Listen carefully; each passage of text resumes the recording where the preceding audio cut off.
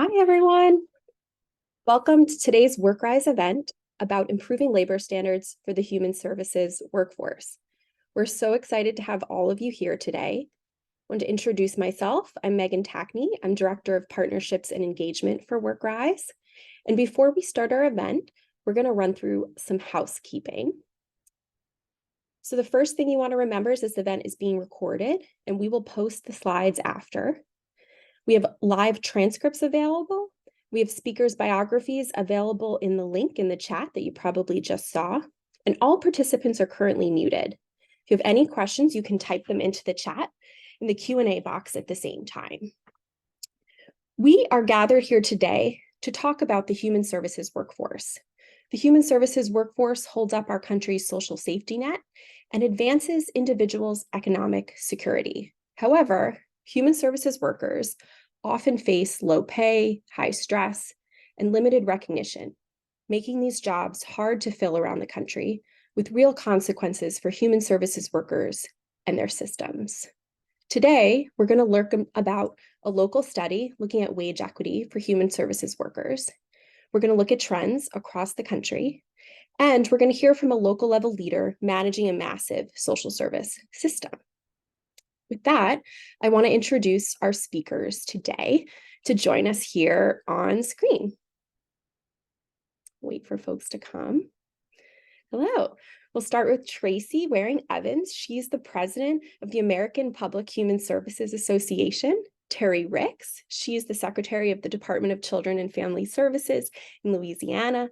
And Jenny Romich. She is the director of the West Coast Poverty Center at the University of Washington. Welcome, all of you. Thank you so much.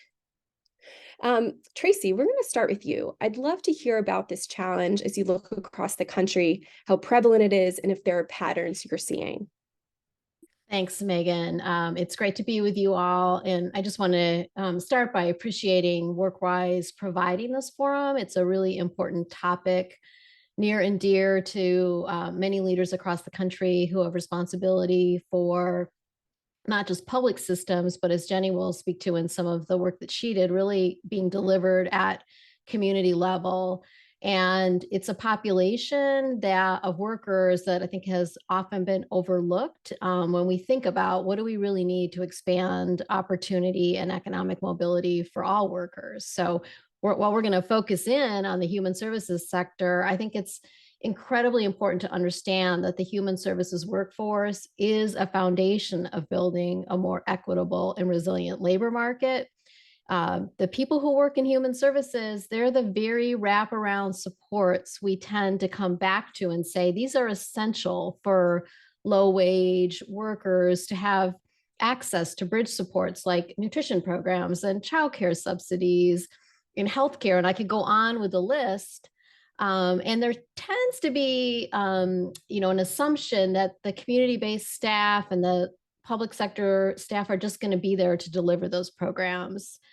And the reality is the very workforce that we rely on, again, across public and community-based organizations, is facing a major workforce shortage. And it's not a new issue. Prior to the pandemic, I used to hear numbers like vacancy rates of 15 to 20%, which in itself is high when you think about what the work is, right? Humans helping humans.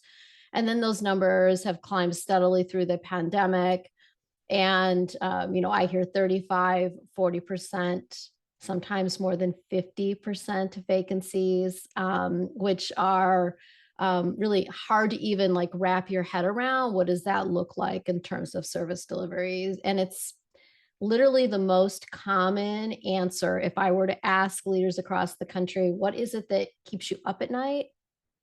It's worrying about the workforce, bringing people in, retaining them, thinking about staff development, and then thinking about the well-being of the staff who are carrying all that extra weight, right? So I just think my shoulders kind of slump, right? When I think about how much weight that is for people to carry. And then, we've seen people leave for especially through the pandemic for higher paying, much less stressful jobs. We're not the only sector or industry to see that, but I think it's important, again, when you think about what we're all, I think, desiring to do to really create equitable opportunity for all workers, that we have to really pay more attention to this workforce. And I'll get into some of what we think that might look like as we move along in the conversation. Thank you so much, Tracy. And we're so happy to have you with us. Jenny, we'd love to hear more about the study you did in Seattle about wage equity for human services workers. What did you learn? Great. While the slides are coming up, let me echo Tracy's thanks and also say thanks to all the people I see logged on here. I know we have a lot of folks around the country who are interested in this and working on this. So thanks to all for making this happen. So I'm here to talk about the study that we conducted at the University of Washington. Next slide, please. This was work done after years of lobbying by the Seattle Human Services Coalition, the coalition that organizes nonprofit human services providers in the Seattle area. They were calling for this for some of the same reasons that Tracy just noted. Their members were hearing from their employees, from their workers, that they weren't being paid equitably. They weren't being paid enough to live in a high cost of living situation. And the city of Seattle funded this work because the shortages at the nonprofits were meaning that the city contracted work couldn't happen. I mean, there were situations like homeless shelters where they had beds to receive people, but they didn't have staff to keep shelters open. So the city put out a call for the study. I had a group of colleagues who responded with this. I'll put a link in the chat if folks want to look more at the study, but I think there were 13 members of the study group overall. Next slide shows a little bit about our main questions. We had two big picture goals. The first was to estimate the wage gap. How much less were nonprofit human services workers being paid relative to other workers in the economy? The second goal was to use the idea of comparable worth here. We often talk about equal pay in the US in terms of equal pay for two people doing the same job, but human services jobs are distinct. They have different kinds of demands than jobs in other parts of the economy, but they are equally demanding. There are different skills required, but they are equally skilled jobs. And so that was what we were tasked to thinking about this. We did this in two different ways. We used some quantitative data and we collected some interview data. I'll just give the next slide just gives the kind of top line findings from the quantitative data, which is relative to workers in the rest of the economy as a whole. Workers in nonprofit human services sector, we estimated were paid 37% less. And this is controlling for education, years on the job, personal demographics, anything like that. And we did a number of other analyses that kind of found the similar findings. So that was the study. Thank you so much, Jenny. Terri, so what does this look like in the state of Louisiana? What is the consequences been for you? Megan, thank you so much. And I really appreciate being able to talk behind Tracy, an incredible partner of pulling things together and advocating for those of us in human services. And then also coming behind Jenny, who really brings to the forefront how important it is to collaborate with the education sector, higher education, to really get to some solutions to what the problems are. Truly, we actually found ourselves in a spot where we had all those vacancies that Tracy was talking about. And over the last year to 2 years, we have actually leaned a lot on scholars. And I'm happy to add Jenny to the list, Donna Beagle and Richard Swanson Elwood Holton, Malcolm Knowles, Petra Robinson. These are people that I've been studying to bring into our problems at DCFS. So many of the problems that I walked into as secretary and lived with the executive team through as deputy secretary were the fact that coming out of the pandemic, we had way more vacancies than we did when we started the pandemic. Plus all those things, how do we change the way we work when people are working at home, when families may be sick, when there's fear among the ranks, when you still have to knock on that door or you still have to go to court.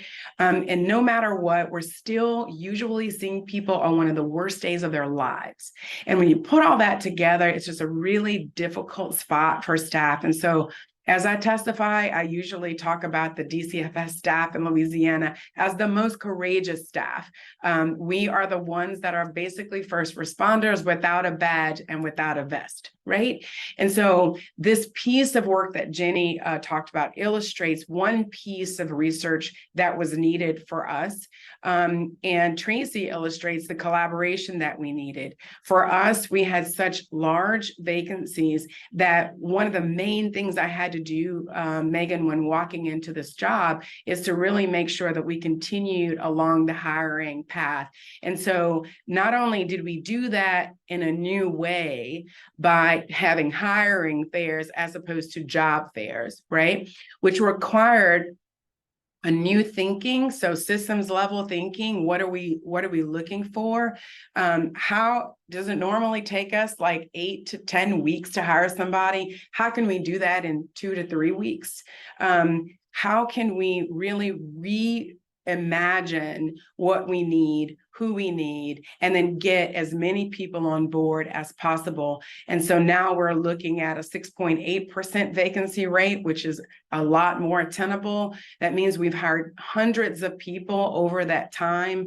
And the other thing is I would say is that we realized that we couldn't do it with just our own bucket of knowledge. So we have actually made some partnerships with the LSU, Louisiana State University's office, the School of Leadership and Human Resource Development. We now have some of their PhD students working with us in the agency to make research that will actually be usable.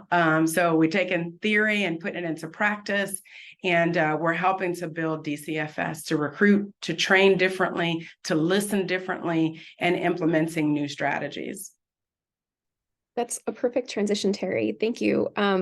Into what needs to change. So this is not sustainable the way the system currently is, and it means other systems will start to collapse. So Tracy, starting with you, what kind of solutions do we need to see across the country, and what are the consequences if we don't do something about it now? Yeah, it's such an important question, and I'll approach it from the kind of big systems thinking, because I think both Terri and Jenny will bring us some really practical things that have to happen on the ground. So this is complementary, right? It's a multifaceted. We're not going to solve this in one single solution. And I'll just raise 3 things. I think the narrative and how we lift up as leaders and as a sector in conjunction with healthcare and education, employment, all the sectors we work alongside, it really matters how we talk about this workforce, and how I have a colleague who says, it's the workforce, and keep an emphasis on the force of that workforce, right? What do they bring to the table, and how do we really lift up the strength, both Terri and Jenny were talking about, like, just the incredible fortitude it takes to work in this space, and really lifting up how vital they are to the nation's well-being. So that can't be one of us doing that, right? It has to be a collective. It has to be a systems approach. And so I don't think we should set that aside. There's a lot of other things mechanically we can do and technically we can do, but I think we have to also just lift up how important it is for the nation really to invest in the workforce. The second thing I'll raise is I think there's incredible opportunities before us right now with AI enabled efficiencies. There's a lot of things happening in the machine learning, in the AI space, a lot of unknowns as well, but huge opportunities to, I talked about the weight that sits on their shoulders, to think about those really labor intensive administrative aspects that are a large part of delivery of human services, and thinking about how do we create the space that lifts that weight off, particularly our frontline and our supervisory levels, and creates an opportunity for people to really be attracted and want to come into this work to do why they probably came in the first place. Again, humans helping humans. And it's not about taking away those jobs. It's really about distributing the time and energy to the places that matter most, are going to have the most impact. So I think there's a huge opportunity to really couple all the interest in AI right now with the workforce shortage and crisis, and to think about not them as opposed to each other, but really complementary and building up what might be supports.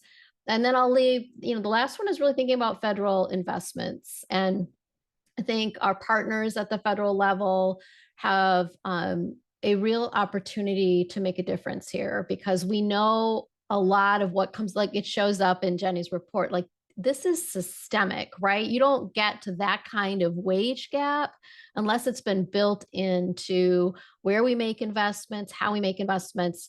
And we've certainly in the human services space seen the same thing on the technology side. The crazy thing is last decade, we made additional federal investments in technology, but not our workforce. So we'd had an enhanced federal match of 90-10 when we were, as a nation, standing up the Affordable Care Act implementation and making connections between the health side and the human services side, and many human services systems were able to invest in new technology.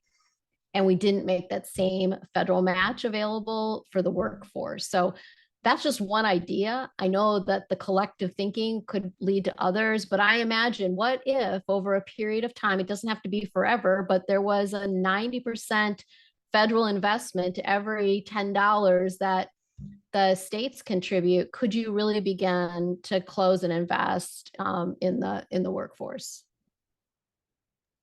Thank you, Tracy. Jenny, I think one of the many great things about your study is you looked at both the problem and some possible solutions. So I'd love to hear about what you are considering and recommended for Seattle. Okay.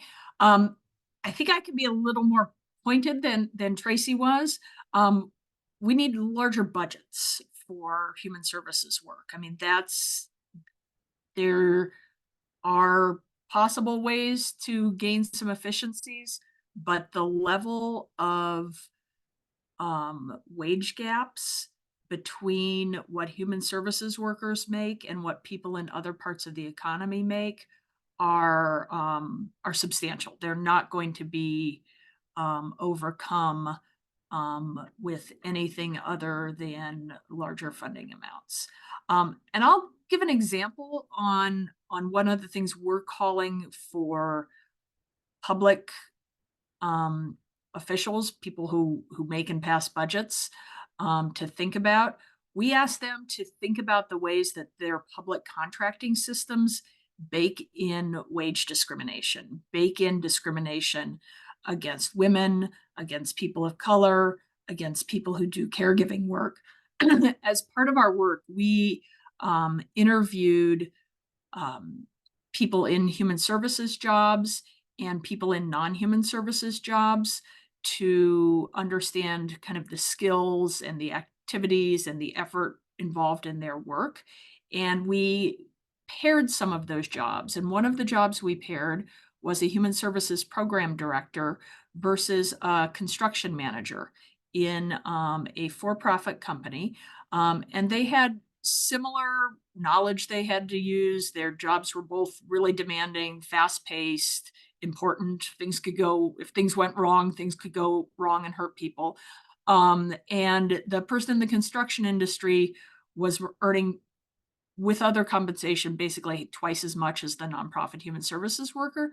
But the kicker was they were both doing publicly funded work. So the construction work the construction manager was working on public, a bridge or something like that, public infrastructure. And so one of the things we have to look at is whether we're, as a society, using fair contracting that actually looks at the workers there. One other thing that needs to happen on the nonprofit side is organizations need to develop flexible and kind of nimble compensation schemes so that as funding becomes available, they actually can roll it out. And I can talk more about that later, but it's, you know, saying you have 8% more funding, you actually need to do some work to get your workers paid 8% more off of that and to think about that. So, but I'll move on to Terri for now. Yeah. Terri, what do you need in Louisiana? You know, you've made some changes and but we know they're not enough. And what do you need next? Thank you so much. I appreciate my colleagues for bringing up several things, especially the federal government. And, you know, there's some kudos that need to go for some of the way that the current feds are really focusing on you know, building service delivery that has the people that we're serving front and center, right? Human services design. We're looking at making sure that customer service is good for people, looking holistically, and those are the right things to do. And then we get into the, okay, so we're the ones that are making that possible. And if we really want to see that happen, then one idea that kind of bridges these two things that have been brought up by my colleagues is really about maybe the federal government increasing the federal match, like was stated. But there's a proposed rule, for example, that will take away the potential of using TANF dollars for a child protection investigation, for example. That is going to hurt Louisiana, for example. Really, if this is the most vulnerable population, one would ask, why is there not a federal resource for that particular job, right? And so I think we really have to go back, and it's always an opportunity to think, is it now the time to revisit this whatever scheme that was set up however many decades ago? And I think what you're hearing from us is it's time for us to really, as a nation, look at this anew. I struggle to think of a household that does not count on childcare, count on education, count on food service of some sort, count on child support services, and our community counting on child welfare related activities. We have had to move to training people outside of child welfare in the rest of our agency to do child welfare on a crisis service specialist when the time comes, because something happens and we lose a lot of people or the number of cases increases. How do we identify a crisis and move a team in? We've had to move, and that is now one of our emergency plans that we can pull down whenever we need it. We've never had to do that before. We're now working with basically 5 generations in the workforce. It requires us to understand how to do that. And I would say to you that even though we've started to have quite a bit of changes in our technology, those of us who are graduating from undergraduate or master's degrees right about now that are in the 21 to 23 category, they look at the systems that we use and they're like, this is like torture, right? It might be one of the reasons why they don't want to be here. But one thing that I'll say is that, you know, many of us, we're working in the public sector, we're looking at either some type of civil service agency that provides rules, they set pay. And then, or in some places, there's a labor union involved that also kind of works in the same way. So we'll have to be working together with those organizations that support this work to take the research such as Jenny's and put that into practice. We've had to work with our civil service.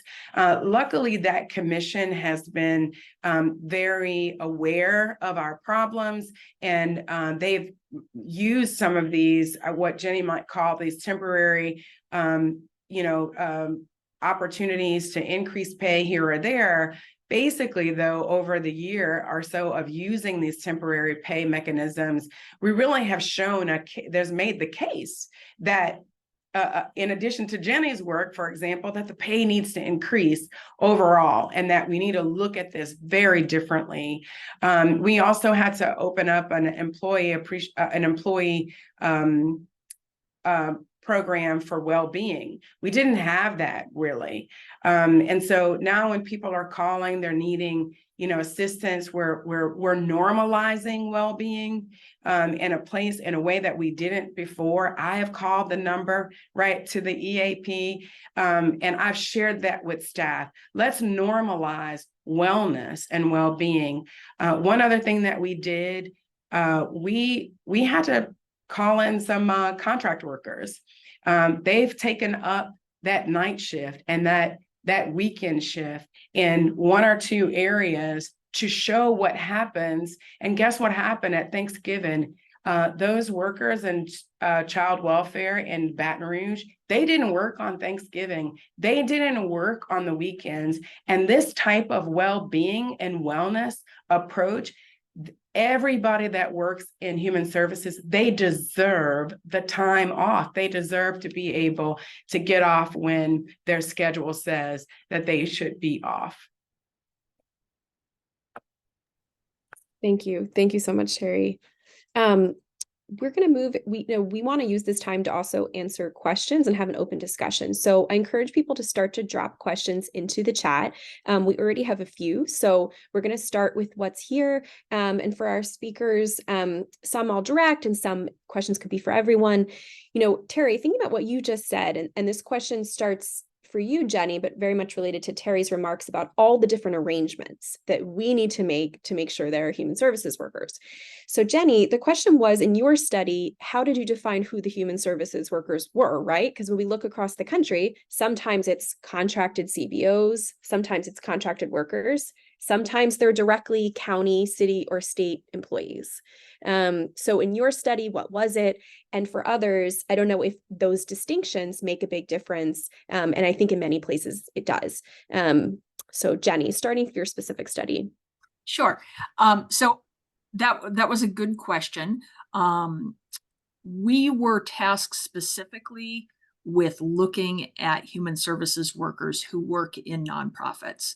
But Megan is correct. Across the country, human services workers work in nonprofits in kind of things we think of as charitable organizations that provide services like youth programming, in-home services for elder care. They run child development and daycare centers. They provide services like food assistance. They run food banks, all sorts of things needed to maintain people's well-being. In King County, Washington, where Seattle is, our nonprofit sector is somewhat larger than the nonprofit sector nationwide. So in King County, almost half of human services workers are employed in the nonprofit sector.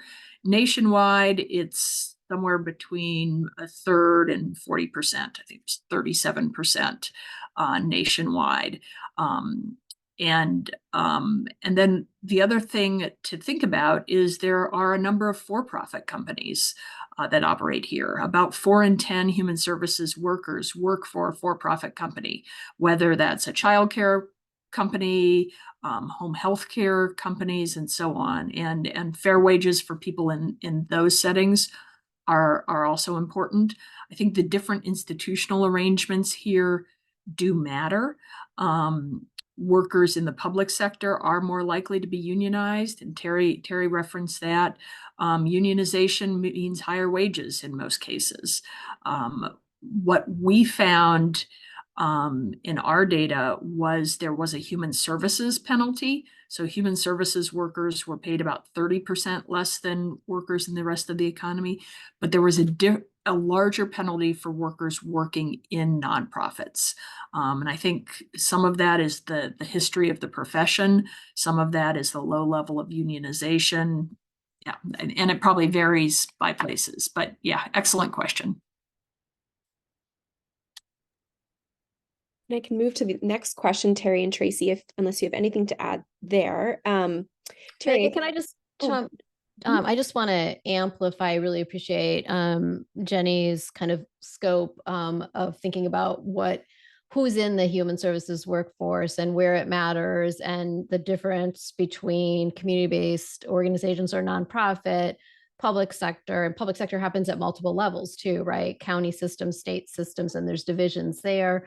The federal government itself has human services workers, and they have also faced a pretty significant workforce shortage. So we talk about all these policy changes we want to see made, and yet they don't necessarily have the staff either. And then the private industry. And the one thing that I hear over and over again is how to ensure that the sector is working together to advance at all levels, because it is very, very intertwined.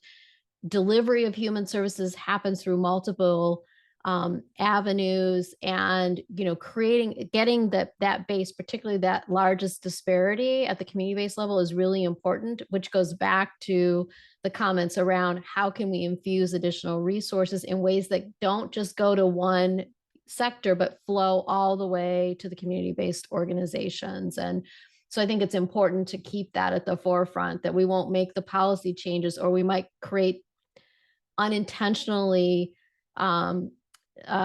people moving to one aspect of the human services system when we really need people coming into all aspects of where the roles exist.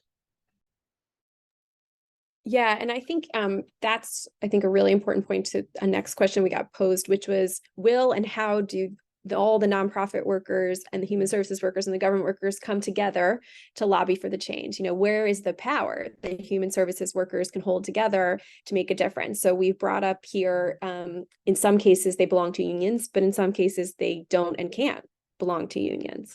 And so I'd be curious, if you have seen anywhere around the country or your own workforces coming together to call for change, and any of those power structures that we think human services workers can hold. Wow, I usually call Tracy to get a federal look, a national look at what's happening. What I would say is that it is true that one of the things I have, been very clear about, and nothing that happens at the Department of Children and Family Services happens without partnership. It requires partnership, through federal government, through organizations, researchers like we've talked about, but also the community partners.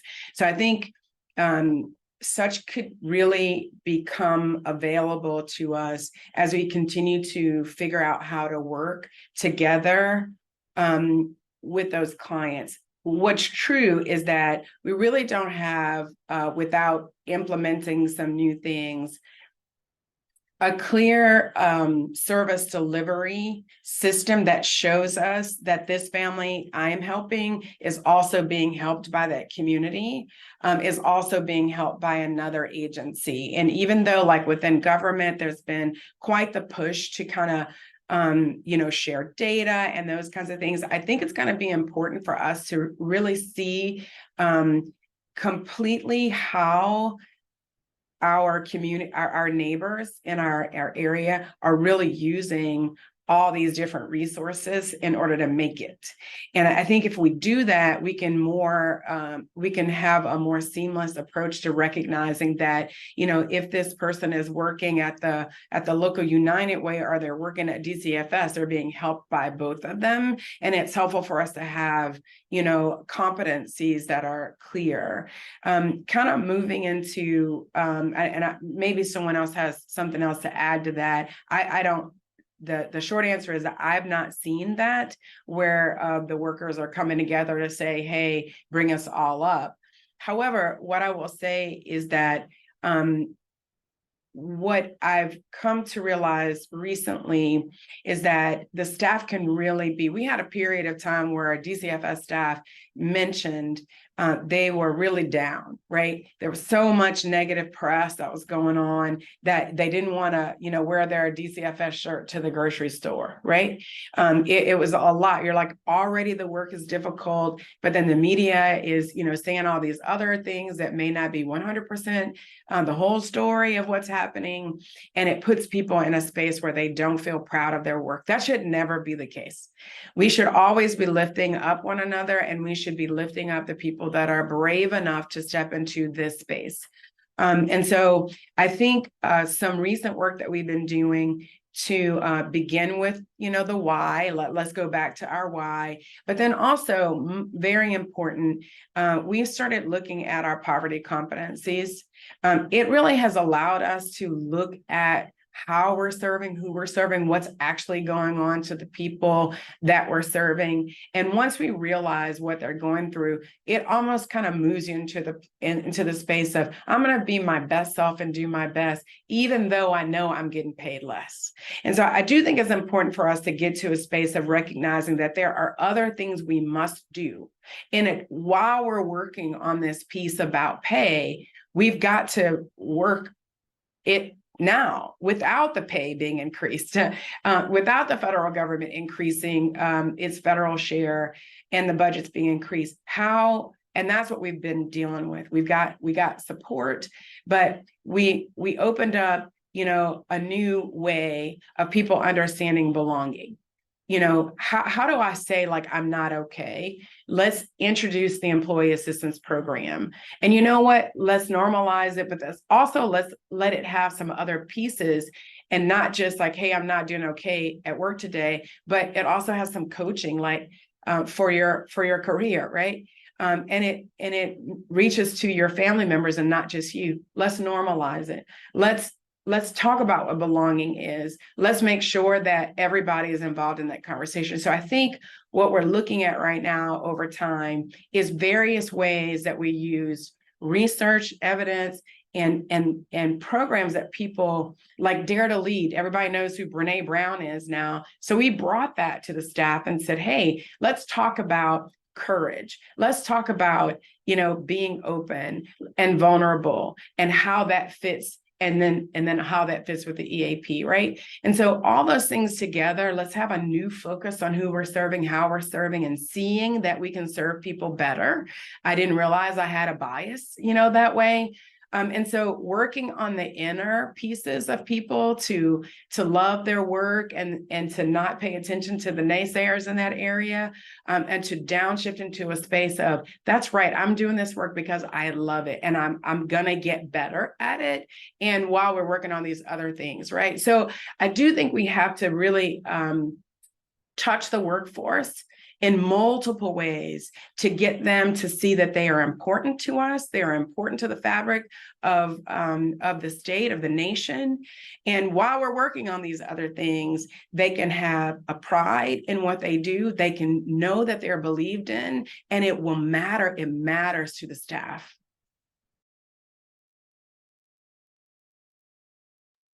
Thank you. Jenny or Tracy, anything you wanted to add to that?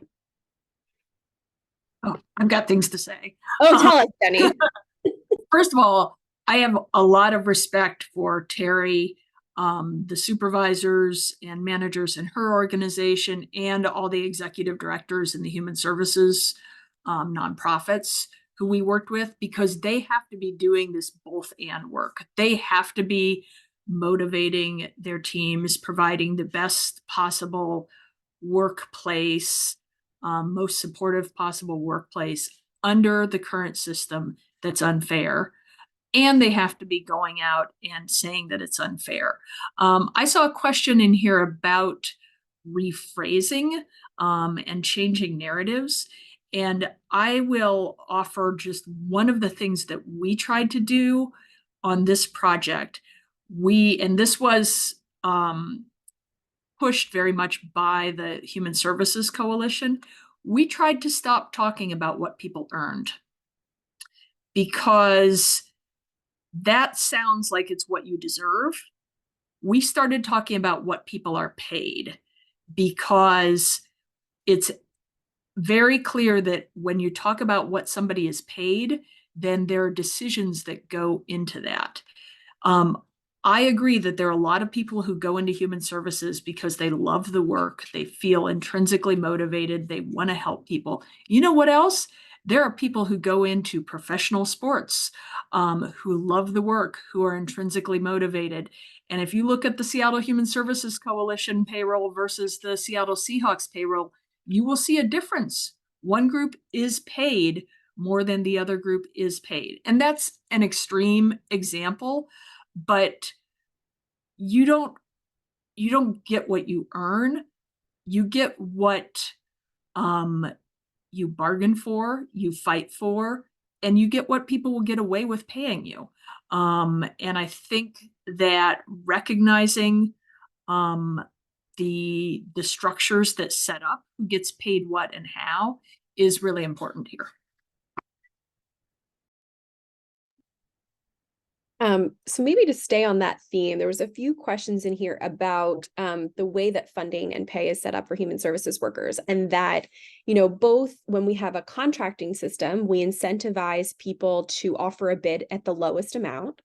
And when we have a government system made up of human services workers, these workers are constantly at the privy of budget cuts. So they're one of the few workforces that with political decisions, they get slashed.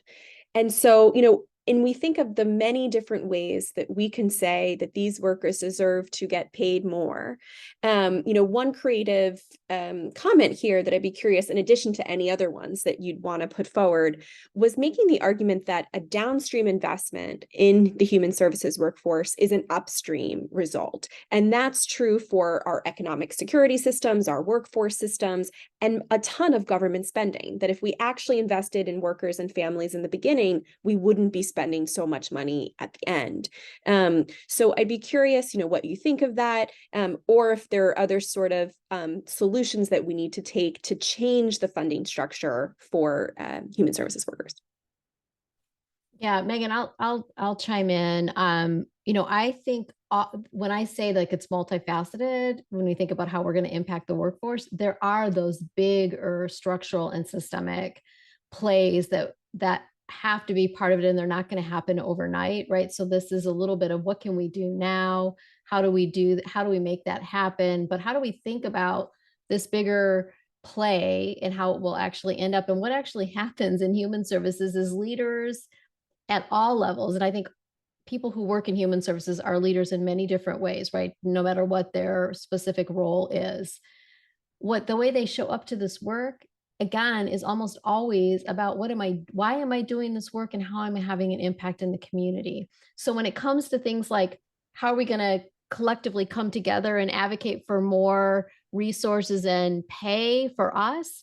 That's not their first line. It's like, well, how are we doing this better for the people that we are serving in our community? That's why I'm in this work.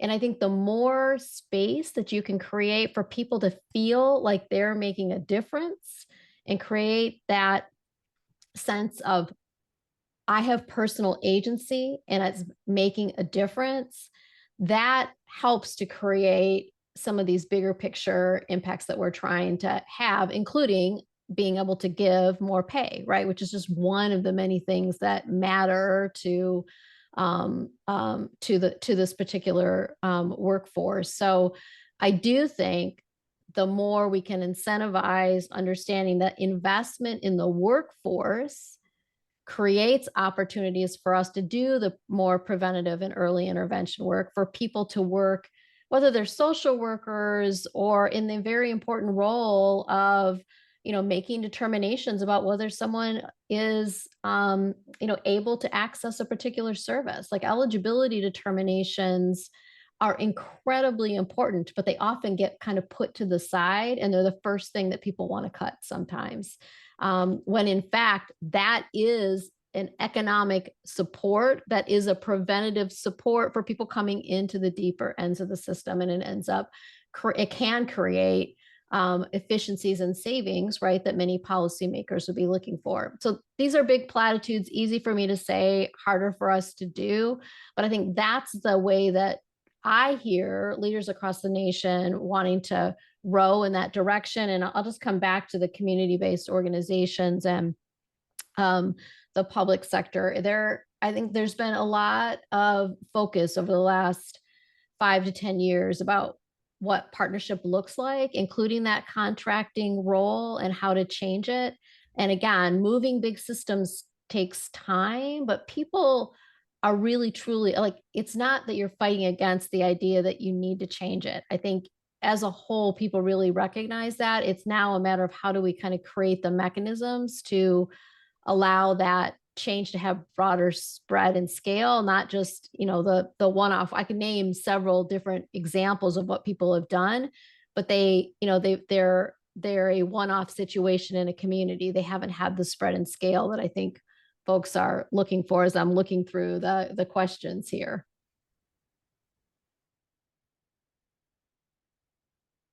What about, as another possible solution that was presented in the questions, is really thinking about the credentials and educational background we need from social workers, and that how do we value what is real world experience with incredibly tough social challenges versus requiring folks to go back to school and get what are often highly expensive and debt burdened degrees. What's your feelings in that space? I'd love to share some experience, and this will be like, kind of like right now scenario for Louisiana DCFS. Needing to hire hundreds of people really put us in the forefront of this discussion. Those of us who have masters and above in social work degrees, right? We really kind of feel some kind of way about this, right? Like it is important to have social workers in the space. And so we have to be in a reality space of determining, can we get all the master's level social workers that we want? And in fact, we have not been able to do that. And part of it is because of the pay, Jenny, right? We've talked about this. As a matter of fact, even in the school system, I'm going to be fighting for those master's level social workers. Even in the school system, they're going to be making tens of thousands of dollars more than they would be working here at DCFS. But that's okay, because there is some space for lived experience. And we need to all get into a place of creating places that are learning organizations. We need to become learning organizations, and we need to help people have pathways to get where they need to go. We need to work on competencies, not just education background. We need to have pathways where we can work in using theories of, andragogy, like what about adult learners? We've got a whole ton of them that can become what we need. So if we get the willing person, we can create skill sets that we need within our organization. It does require us to look at our training programs differently than we may have in the past. I worked at this agency 2 governors ago, which was 20 years ago. And at that time, I didn't have problems hiring people in child welfare. For example, they would stay for a long time, become supervisors and managers. We don't have that anymore. And so I think we need to think about that. And Tracy, to your point about those who are in eligibility programs, let me just say that was my first professional job. I worked as an eligibility worker. It helped me to understand people's needs.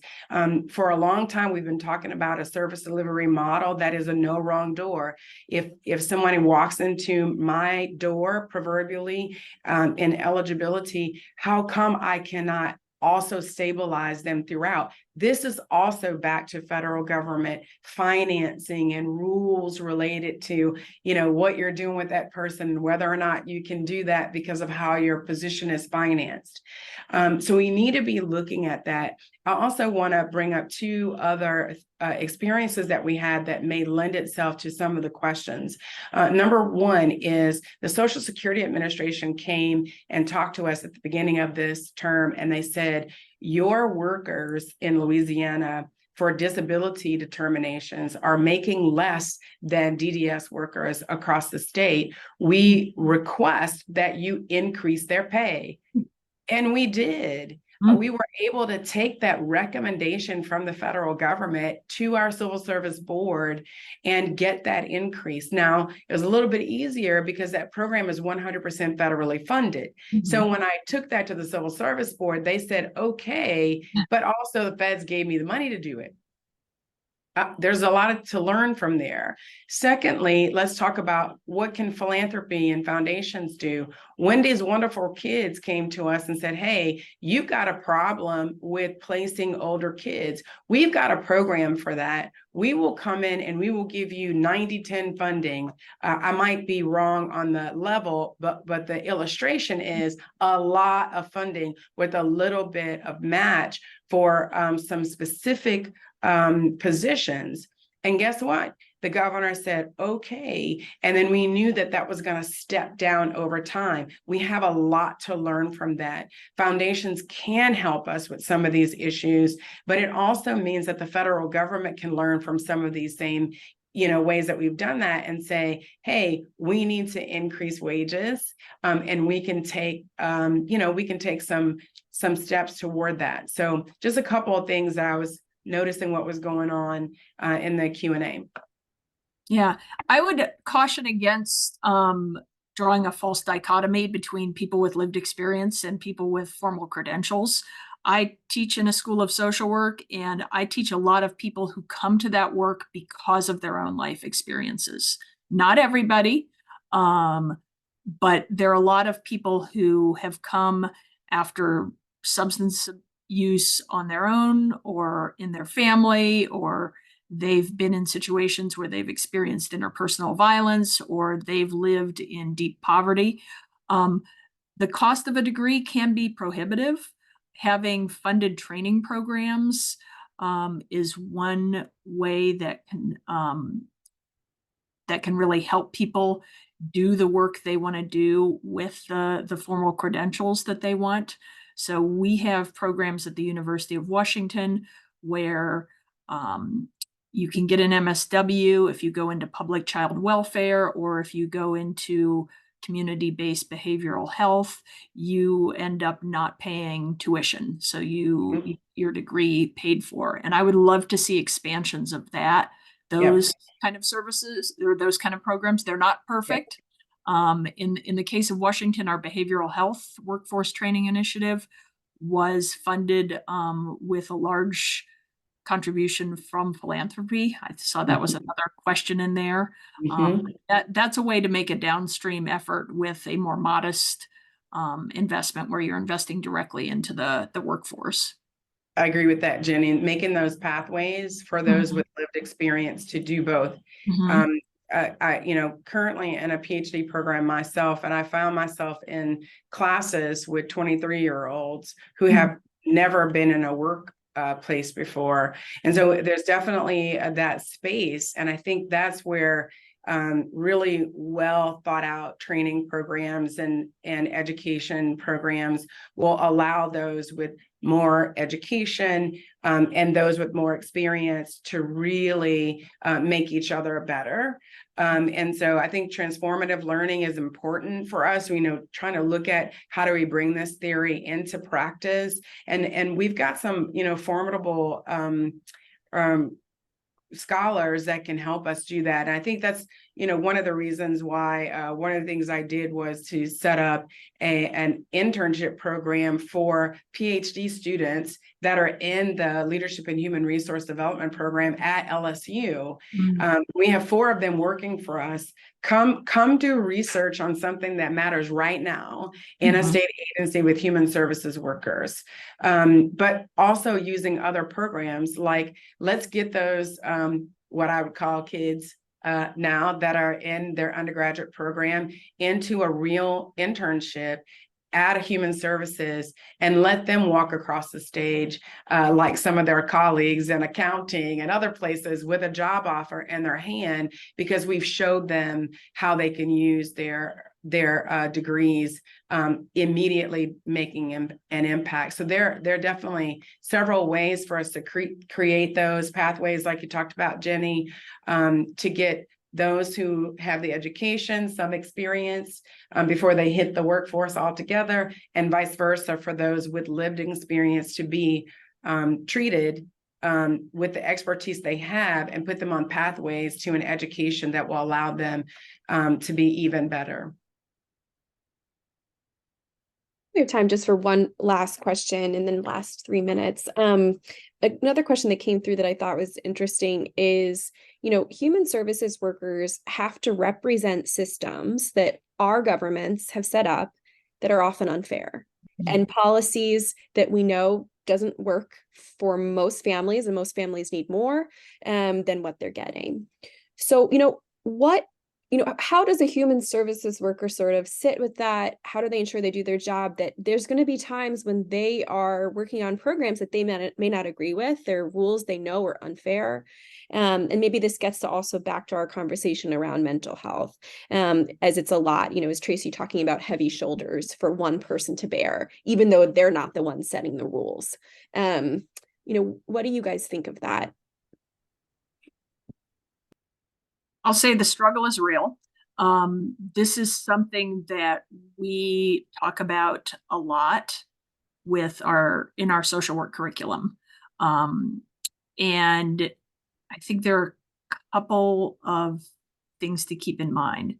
One is your own personal position. And I kind of say, to a group of students, there are going to be those of you who can work in systems for incremental change, and there are going to be students, those of you who can't, who want to be outside the system, agitating for change, and refusing to accept all the compromises that have to happen.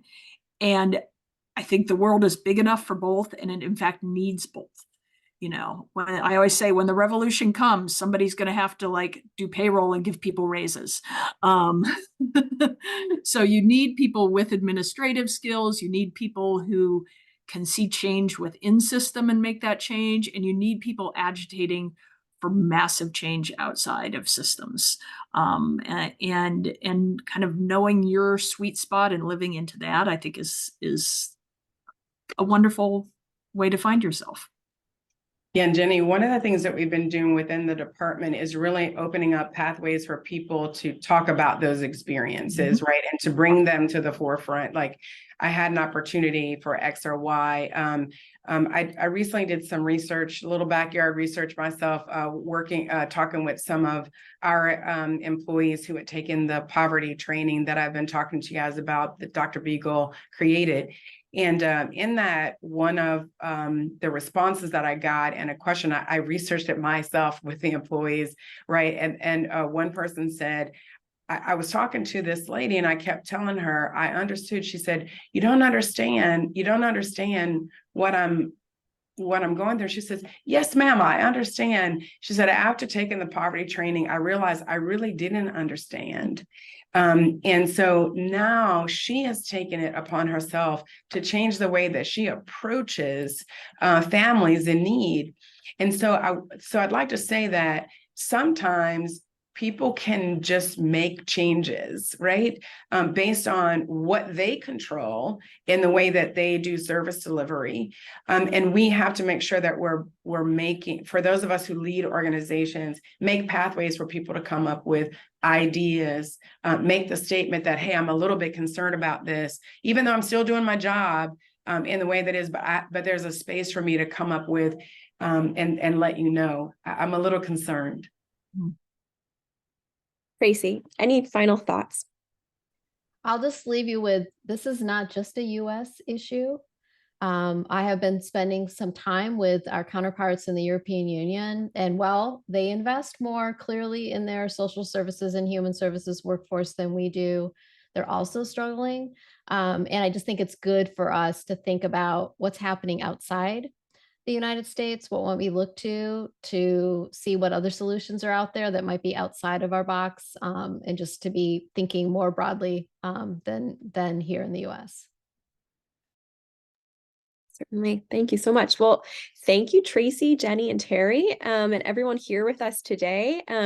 Really appreciate it. We're going to be sharing recording of this webinar out, and happy to continue the conversation. Have a great week, everyone. Thank you. Thanks for organizing, Megan.